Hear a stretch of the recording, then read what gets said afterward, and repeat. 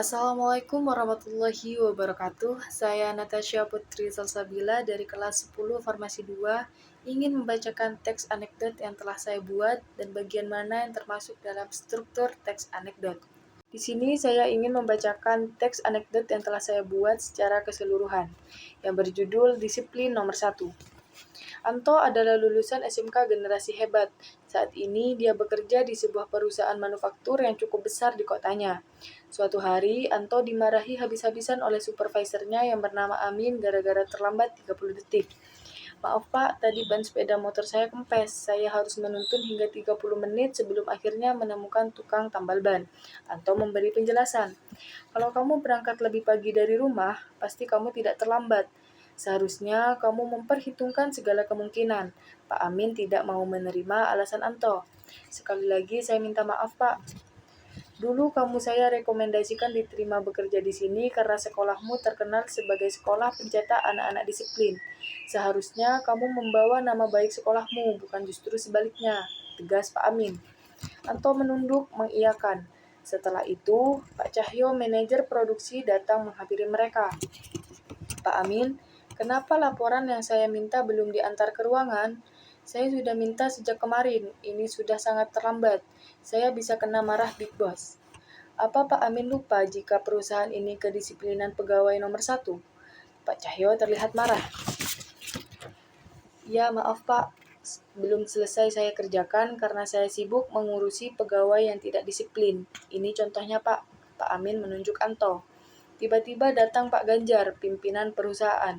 Pak Cahyo, saya sudah menunggu selama 1 jam di ruangan. Kenapa Pak Cahyo malah di sini? Tanpa basa-basi, Pak Ganjar langsung marah. Maaf Pak, saya sedang mengurus supervisor yang tidak disiplin. Pak Cahyo salah tingkah. Sekarang Pak Cahyo ke ruangan saya. Pak Ganjar semakin tegas dan tidak mau mendengar alasan Pak Cahyo. Diam-diam, Anto pergi sambil menepuk jidatnya.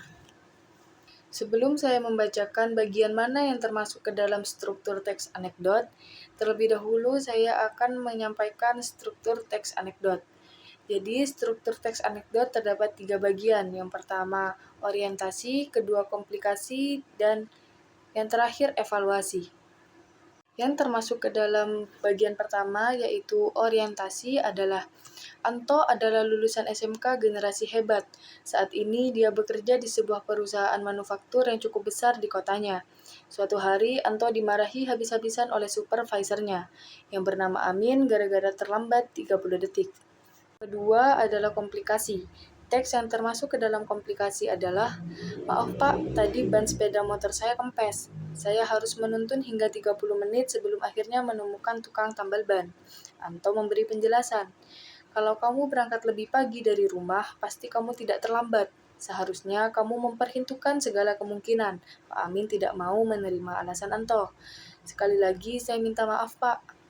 Dulu kamu saya rekomendasikan diterima bekerja di sini karena sekolahmu terkenal sebagai sekolah pencetak anak-anak disiplin.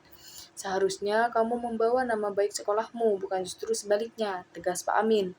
Anto menunduk mengiyakan. Setelah itu, Pak Cahyo, manajer produksi, datang menghampiri mereka. Pak Amin, kenapa laporan yang saya minta belum diantar ke ruangan? Saya sudah minta sejak kemarin, ini sudah sangat terlambat. Saya bisa kena marah Big Boss. Apa Pak Amin lupa jika perusahaan ini kedisiplinan pegawai nomor 1? Pak Cahyo terlihat marah.